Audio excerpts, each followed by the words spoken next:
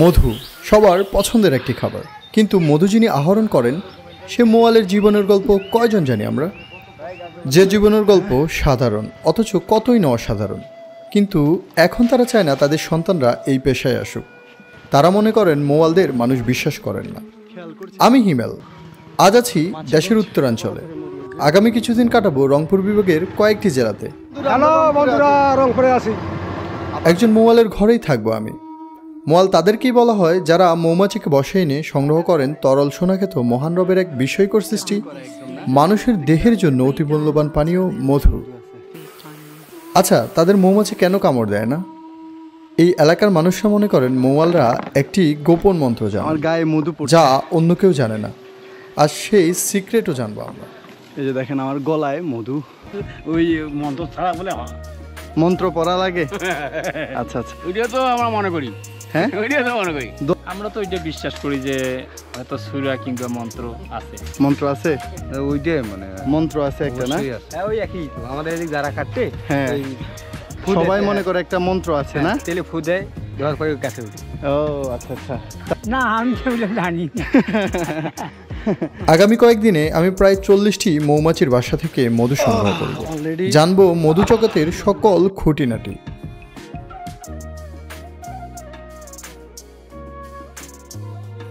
আপনারা চাইলে এই খাঁটি মধুগুলো কোনো প্রকার অ্যাডভান্স পেমেন্ট ছাড়াই অর্ডার করতে পারেন ঝুমঘর.com-এ।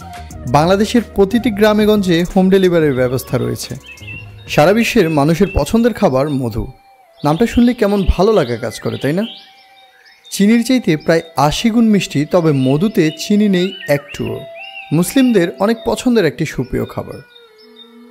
মধুর একটি বিশেষ গুণ হলো এটি কখনো নষ্ট হয় না।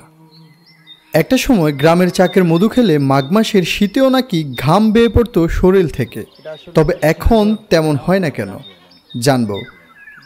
তবে তার আগে চলুন ঘুরে আসি রংপুর শহরের কিছু জায়গা থেকে, এই যেমন সিটি চিকলি পার্ক কিংবা আবু সাইদ গেট, যেখানে তিনি শহীদ হয়েছিলেন।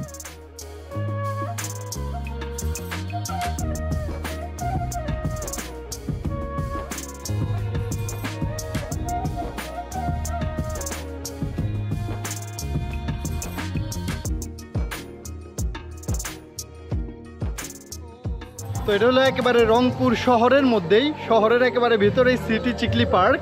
আমি এখন এখানে আছি। এখানে রাতে আসার কারণ হচ্ছে রংপুরে এখন প্রচুর পরিমাণে গরম আর কি, বা হচ্ছে সারাদিন বের হওয়া যাচ্ছে না, তো এই কারণেই এখানে রাতে আসা আমার।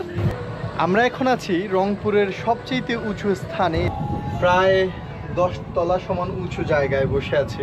ভালো লাগতো। এখন যে বাতাস আসতেছে এটা আসলে আমার কাছে বেশি মজা লাগতেছে।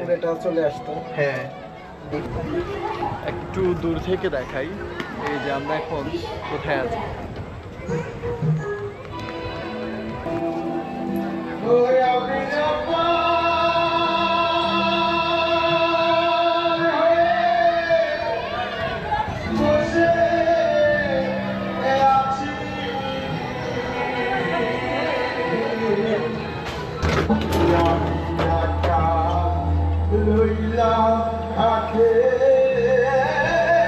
যাই হোক, এটাতে ভালোই লাগলো আমার। কেমন লাগলো মিলন ভাই? ভালো লাগছে না? আচ্ছা, আপনাদের হয়তো এই ওয়াটারফলটা ভালোই লাগছে। রাতের বেলা খুব একটা ঝর্ণার আওয়াজ আপনারা শুনতে পাচ্ছেন, এই যে পানি পড়ছে, তো মানে ভালো লাগার মতো আর কি এই জায়গাগুলো।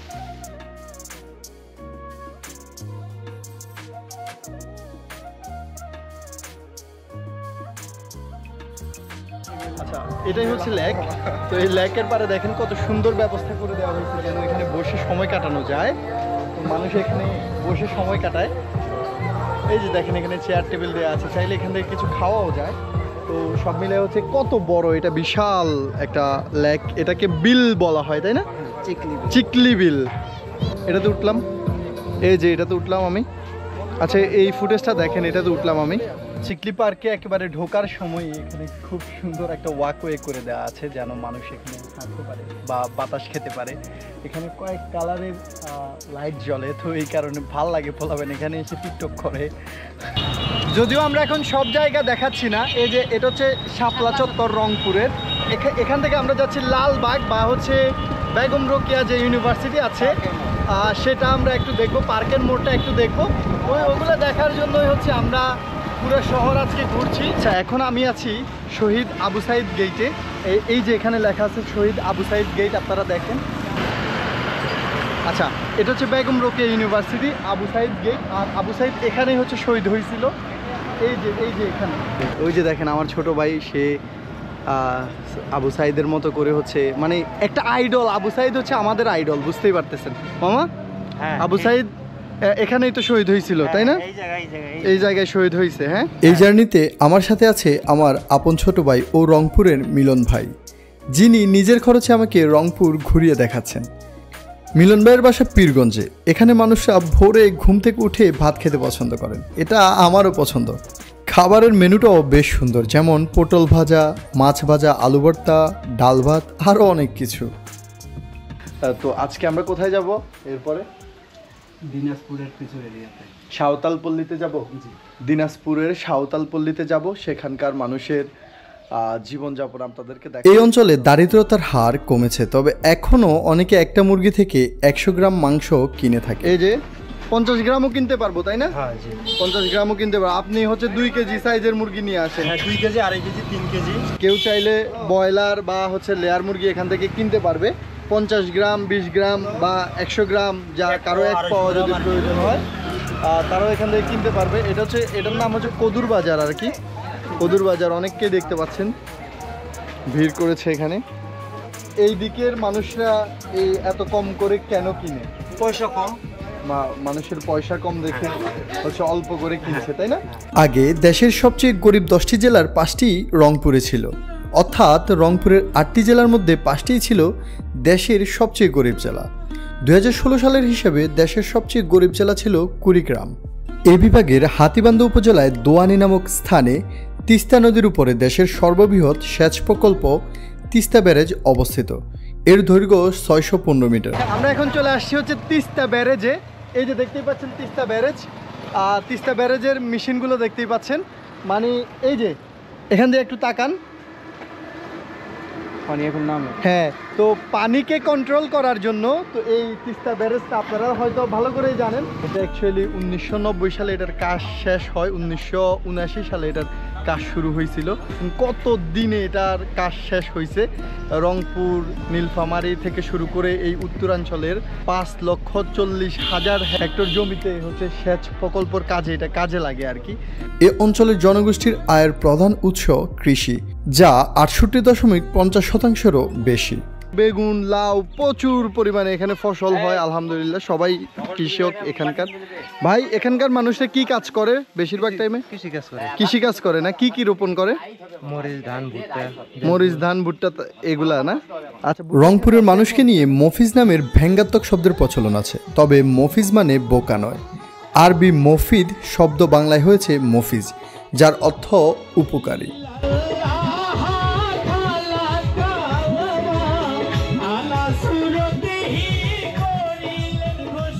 রংপুরের বাসিন্দারা মন থেকে মানুষের উপকার করতে পছন্দ করেন। বর্তমান যুগের চাইতে বেশি সহজ সরল তাদের জীবনযাপন। তাদের ঐতিহ্যবাহী খাবার শোলকা, যা পাট শাক থেকে তৈরি হয়। আরও রয়েছে হাড়িভাঙা আম ও শতরঞ্জি। মূলত আসন, সজ্জা ও দেয়াল মাদুর হিসেবে শতরঞ্জি ব্যবহার হয়ে থাকে। একেবারে সকাল সকাল আমরা বেরিয়ে পড়লাম উত্তরবঙ্গে মধু সংগ্রহের জন্য। আজ প্রথম দিন, ভোর 6টা আমরা একটি মোয়াল দলের সাথে বের হয়েছি। তারা আগামী কয়েকদিন যতগুলো চাক কাটবে তা অন্য কারো কাছে বিক্রি করবে না, সেগুলো আমাদের জন্য। এখন যাচ্ছি লালমনিরহাট, সেদিকে আগে থেকেই কিছু চাক দেখে রাখা আছে। অনেক সময় দেখে রাখা চাকগুলো অন্য মোয়ালরা কেটে নিয়ে যায়, তাই মোয়ালদের পাড়ি দিতে হয় মাইলের পর মাইল। সত্যি বলতে এখানের প্রতিটি গ্রামেই মৌচাক পাওয়া যায়, এত বেশি যে কোনো অংশেই সুন্দরবনের চাইতে কম নয়।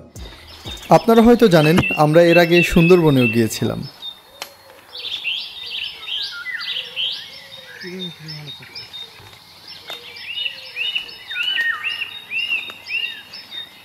ওই চাকা নিছিল কই দেখছেন এই যে ডালটাই ও কই ছোট। আজকের দিনের প্রথম মৌচাক আমরা পেয়ে গেছি। মোয়ালের সাথে আমি উঠছি গাছে।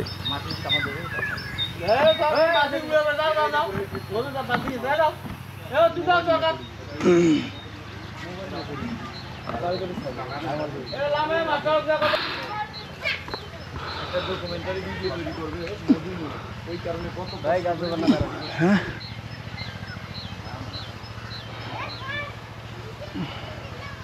এই এলাকার মানুষরা মনে করেন মৌয়ালরা একটি গোপন মন্ত্র জানেন।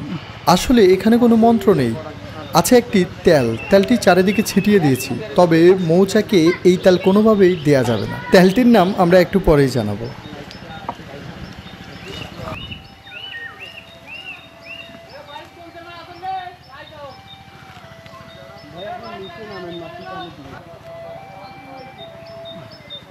মুসাফির ভাই এই জায়গায় তো মুসাফির ভাই এই সামনে তো গুয়ের গাছের কত এই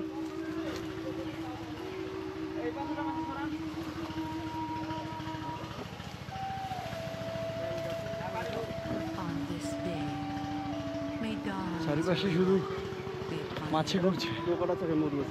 হ্যাঁ দিন যত যাচ্ছে মধুর গুণাগুণ সারা বিশ্বেই কমছে।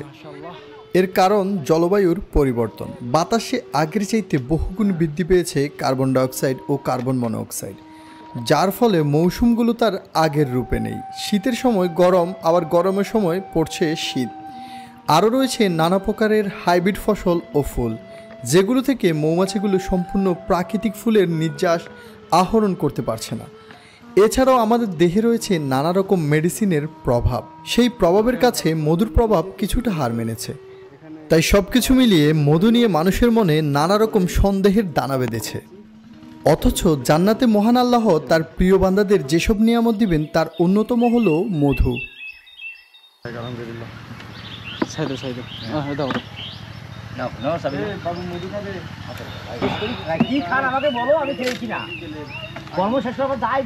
চলেন।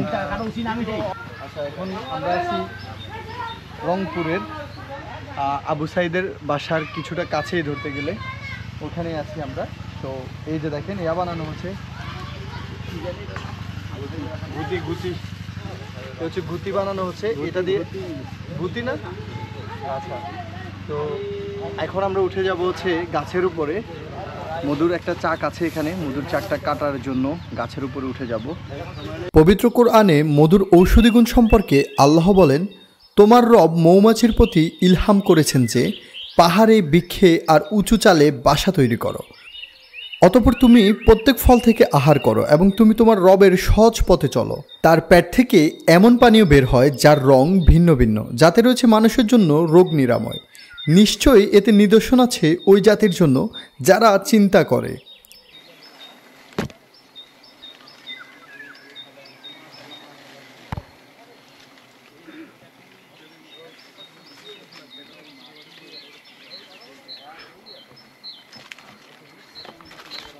খেয়াল করছেন কতটুকু পরে আছে আমি এখন।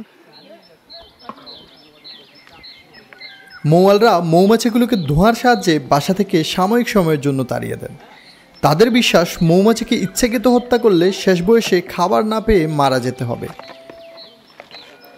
মৌচাকের শুধুমাত্র সাদা অংশটুকু কেটে নিতে হয়, বাকি অংশে থাকে বাচ্চা ও ফুলের রেণু। সেগুলো থেকে আবারও মধু তৈরি হবে।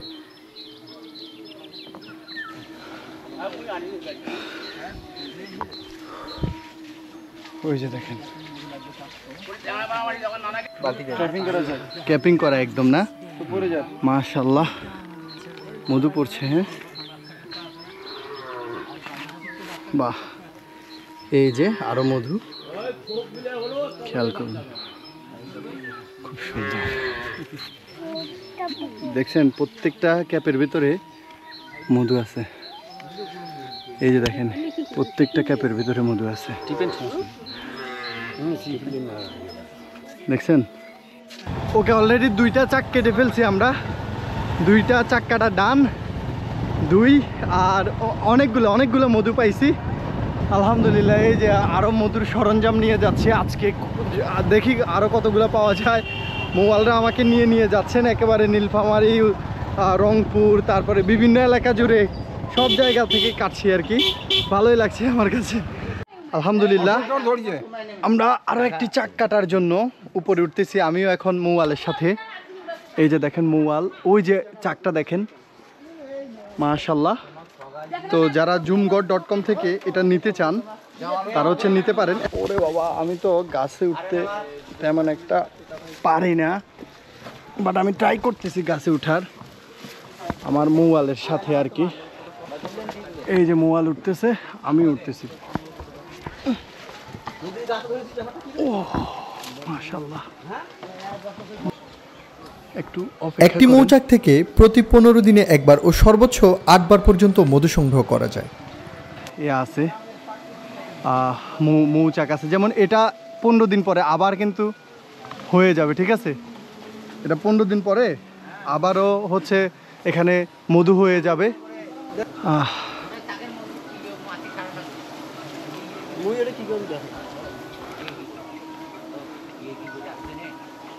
দেখছেন, মাশাআল্লাহ মাশাআল্লাহ। এখন দেন ভিডিও যদি করেন তো দেন।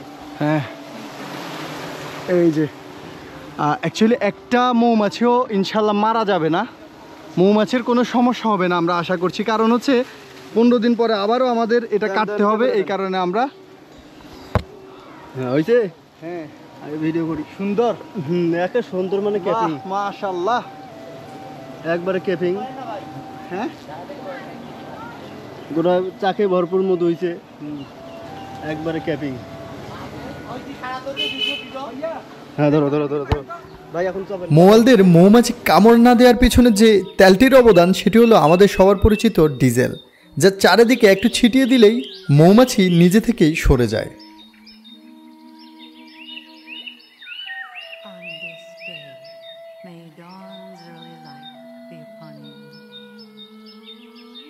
On this day, may dawn. আপনাদেরকে দেখাবো, একটু অপেক্ষা করেন কতটুকু পেলাম না পেলাম ইনশাল্লাহ।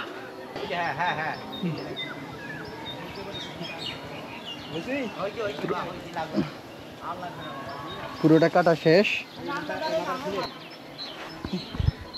তো যাই হোক, এই মধুটা অ্যাকচুয়ালি ঝুমঘরের জন্য। ঝুমঘরে যারা আছেন তারা অর্ডার করে দেন, ঝুমঘরের কাস্টমারদের জন্য এটা, এই মধুটা আর কি। প্রচুর মধু পাওয়া যায়, এক একটাতে প্রায় 10 কেজি 15 কেজি, কম বেশি আরও পাওয়া যায়, কোনোটাতে কমও পাওয়া যায়, 2-3 কেজিও পাওয়া যায়, ঠিক আছে? 1 কেজিও পাওয়া যায়, কোনোটাতে শুধুমাত্র 1 কেজি পাওয়া যায়। তো উত্তরবঙ্গে আছি, প্রচুর পরিমাণে মধু এখানে। এই যে চাচা, কি অবস্থা আপনাদের? মধুর কি অবস্থা বলেন তো? মধু ভালো আছে, মধু পাওয়া যায় এদিকে? এদিকে কেমন মধু পাওয়া যায়? ভালো মধু পাওয়া যায় সব সময়। গাছের মালিককে 250 গ্রাম মধু দিলেই তারা খুশি, বাকিটুকু মোয়ালের। একটি চাকে 3 থেকে 12 কেজি পর্যন্ত মধু পাওয়া যায়। স্থানীয়দের মধু খাওয়ার প্রতি তেমন আগ্রহ নেই, তাই সেই মধুগুলো চলে যায় সারা দেশে। এই যে বিশাল এক চাক দেখতেছেন, মধু কিভাবে পড়তেছে। আহা হা হা, একটু খাই, হ্যাঁ কামড় দেই, বিসমিল্লাহ। মাশাআল্লাহ, চিংগামের মতো। আর নিচে যে আমার বড় ভাই, আমার গলা ডলা পুরা, মানে খাঁটি মধু। আর ইয়ে করেন না, খাঁটি মধু তো একটা পোড়া গন্ধ থাকে, আর হচ্ছে খাওয়ার সাথে সাথে গলা পরিষ্কার। একজন মোয়াল একদিনে 10,000 টাকা পর্যন্ত আয় করেন, কিন্তু তারা মাসে অল্প কয়দিন চাক কাটতে বের হন। আচ্ছা, এখন কিন্তু আমরা আছি হাতিবান্ধায়। হাতিবান্ধায় আরেকটা চাক নামানো হচ্ছে, এই যে আপনারা একটু দেখেন, এই অলরেডি নামাই ফেলছে। মাশাআল্লাহ, এখানে মোটামুটি ভালোই পাওয়া গেছে।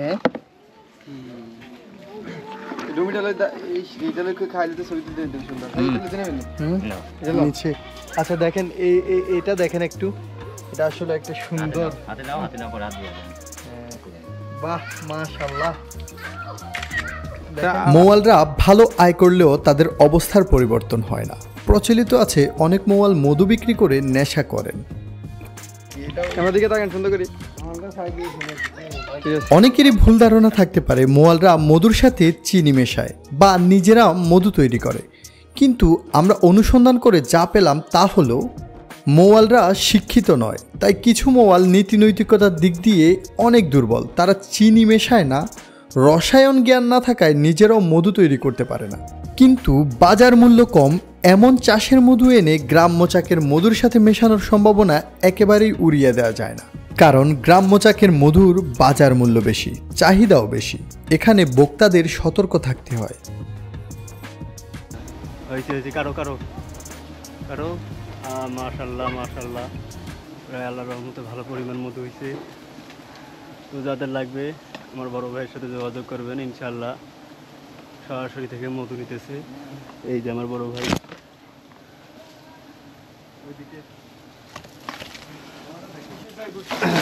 মাশাল্লাহ প্রায় দেখতে পাচ্ছেন ভালো পরিমাণে মধু হয়েছে। তো যাদের মধু লাগবে আমার ভাইয়ের সাথে যোগাযোগ করবেন, ইনশাআল্লাহ 100% মধু নিয়ে কাজ করে থাকি।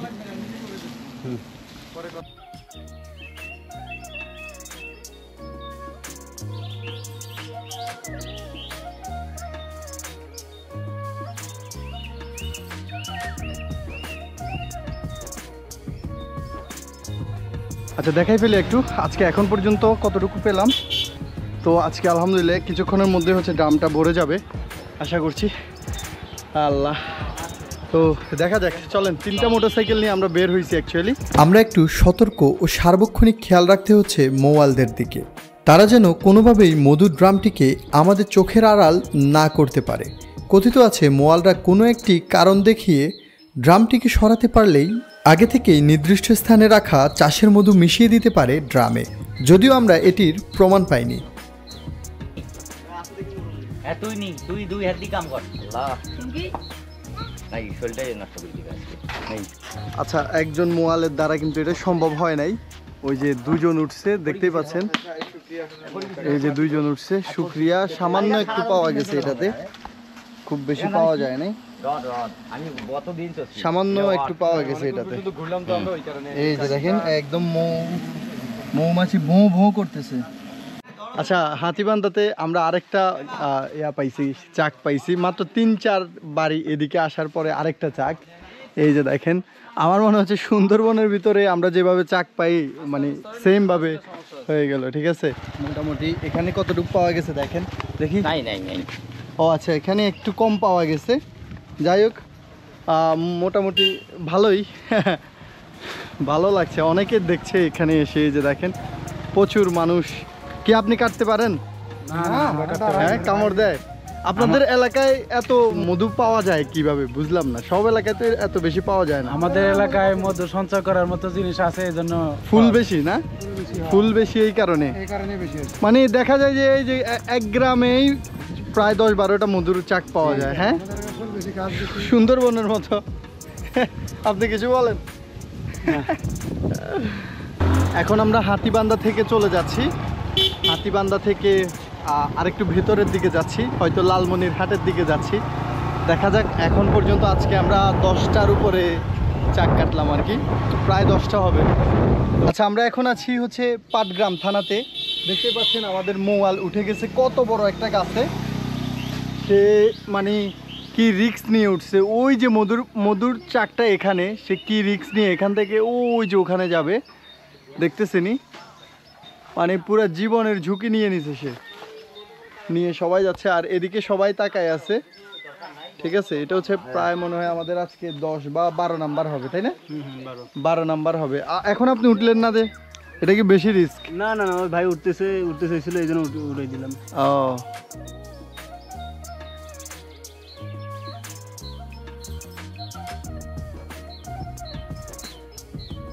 নেমে গেল। দেখে ফেলি আমরা, মধু দেখে ফেলি। মাশাআল্লাহ মাশাআল্লাহ, এটা মাশাআল্লাহ মাশাআল্লাহ মাশাআল্লাহ, খুবই ক্যাপিং করা চাক, খুবই সুন্দর চাক কিন্তু এটা।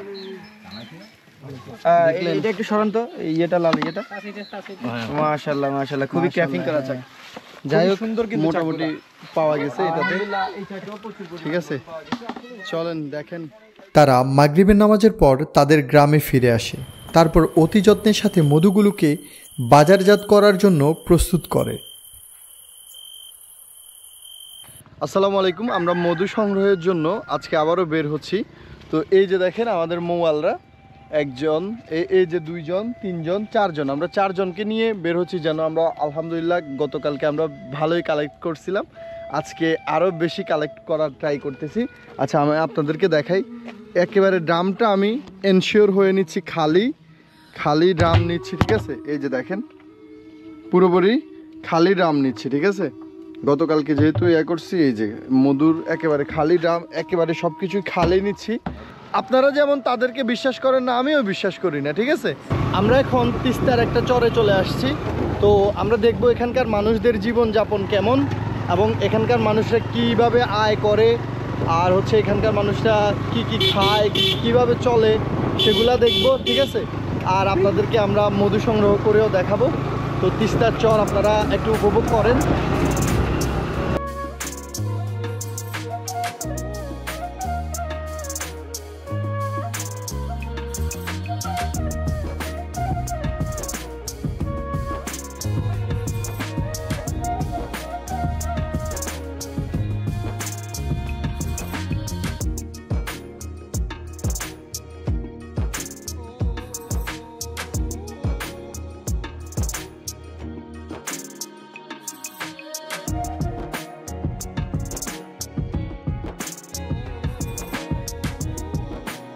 আচ্ছা, আমরা এখন খাচ্ছি যেটা, সেটা হচ্ছে অনেকে এটাকে বাংলা মাল বলে থাকে, কিন্তু এটা হচ্ছে তালের রস আর কি।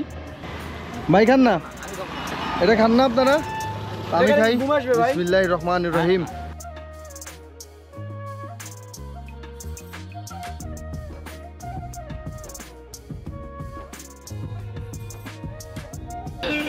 এটা কড়া বাইরে ভাই। আচ্ছা, এই যে একটা স্বাস্থ্যকেন্দ্র দেখতে পাচ্ছেন, এটা হচ্ছে এই অঞ্চলের স্বাস্থ্যকেন্দ্র। তো এই স্বাস্থ্যকেন্দ্রের উপরে একটা মধুর চাক আছে, চলেন দেখাই আপনাদেরকে। তো আমরা স্বাস্থ্যকেন্দ্রের এর উপরে উঠে গেছি, ছাদের উপরে দেখাই।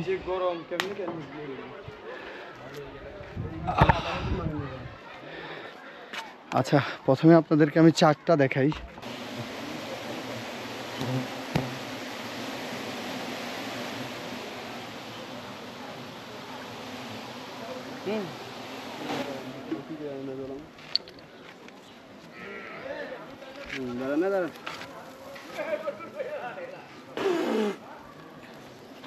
সমস্যা নাই, কামড় দিবে না। মৌয়ালরা জীবনের ঝুঁকি নিতে ভয় পায় না। মধু সংগ্রহ করতে গিয়ে অনেক সময় বাসার ছাদ গাছ থেকে পড়ে কিংবা মৌমাছির কামড়ে প্রাণ হারাতে শোনা যায় তাদেরকে।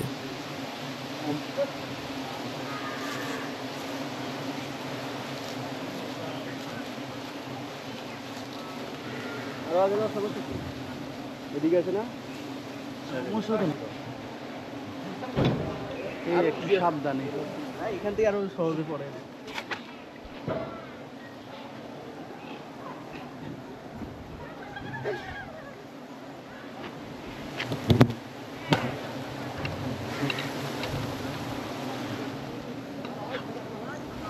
মাসি ভালো মতন, ভালো করে ধরো, ওরে ভালো করে ধরো।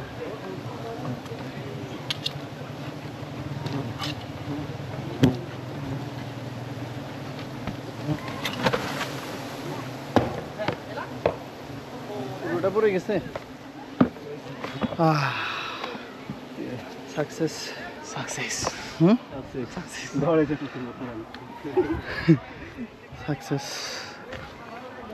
এখানে 5 কেজি হবে, 5 কেজির বেশি হবে না? হ্যাঁ, 5.5-6 কেজি ধরেন তো। ইউনিয়ন স্বাস্থ্য কেন্দ্রে আমরা এই চাকটা পাইছি, মোটামুটি ভালোই। দেখো, দেখতেই পাচ্ছেন, দেখতেই পাচ্ছেন আমরা এখন আছি ডিমলা নীলফামারী। এখান থেকে আমরা যাব ডালিয়ার চর, তাই না?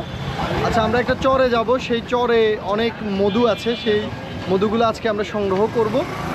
অ্যাকচুয়ালি আমরা ঘুরছি এবং মধু সংগ্রহ করছি। আমরা উত্তরবঙ্গের অনেক জায়গায় ঘুরে ফেলছি, আপনারা অলরেডি দেখছেন। আমরা নীলফামারী থেকে শুরু করে হাতিবান্ধা থেকে শুরু করে একেবারে উত্তরবঙ্গের মোটামুটি অনেক অঞ্চল ঘুরে ফেলছি। আজকে আমরা আছি ডিমলা থেকে এখন আমরা চরে যাচ্ছি।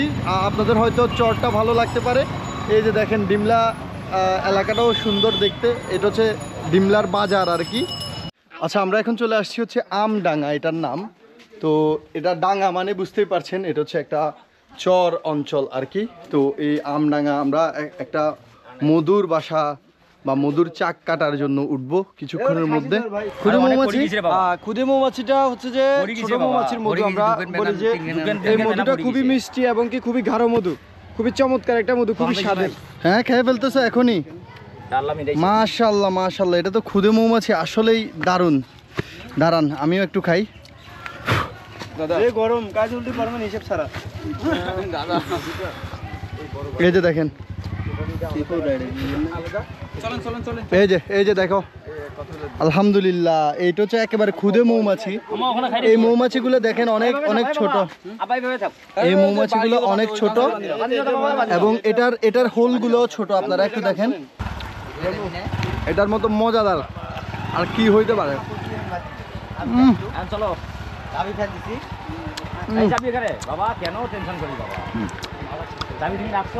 এটা আলাদা রাখা হয়েছে। আপনাদেরকে আমি সবচেয়ে রেয়ার একটা মৌমাছি দেখাতে যাচ্ছি, যেটার মধুও সবসময় পাওয়া যায় না। ওটা একেবারে রেয়ার বলতে পারেন। ওটার মনে করেন যে কালেক্ট করাটাও কষ্ট। বা এই যে এই চাচা আমাদেরকে ডাক দিলেন মাত্র, তো চাচার ঘর থেকে আমরা এটা কালেক্ট করব আর কি। চলেন দেখাই আপনাদেরকে কই আছে এই মৌমাছিটা, আপনাদেরকে দেখাই। এই যে ওনার ঘরের ভিতরে উনি দেখেন সব কিছু একেবারে আলাদা করে রেখে দিয়েছেন। করেন,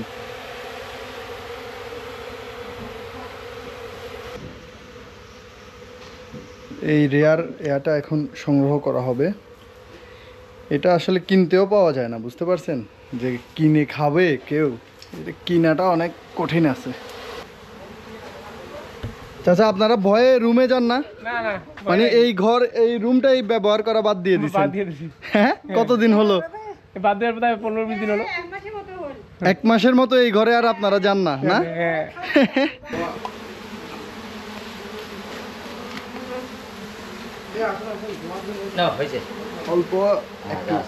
অল্প এগুলো অল্পই পাওয়া যাবে। মানে এই যে এতটুকু পাওয়া গেছে দেখেন। এই খুদে মৌমাছির আজকে এই একটু মানে এগুলো আলাদা রাখা হয়েছে, ওই ড্রামে করা হয় না। আজ প্রায় 10 দিন হতে চললো আমরা এই উত্তরবঙ্গে আছি। আজকে আছি বগুড়ার পুণ্যনগর, এই সেই প্রাচীন পুণ্যনগরে, মানে হচ্ছে মহাস্থানগড় বলে এটাকে অনেকে। সবচেয়ে দুঃখের ব্যাপার হলো খাঁটি মধু চেনার ঘরোয়া কোনো পদ্ধতি নেই। শুধুমাত্র ল্যাব টেস্টেই জানা যায় মধু খাঁটি কিনা। অবশেষে আমরা এটাই বলবো, মধু একটি সুপারফুড। তাই প্রসেস করা খাবার কোম্পানিগুলো অনেক সময় চায় না মানুষ মধুতে অভ্যস্ত হোক। এছাড়াও বিশ্বজুড়ে মধু নিয়ে আছে নানা রকম ষড়যন্ত্র। তাই কারো কথাতে পরিচিত না হয়ে আমাদের উচিত নিয়মিত মধুতে অভ্যস্ত হওয়া, আমাদের সন্তানদেরও মধুতে অভ্যস্ত করা। ধন্যবাদ সবাইকে সাবস্ক্রাইব করে পাশে থাকার জন্য। আবারও দেখা হচ্ছে নতুন কোনো ভিডিওতে।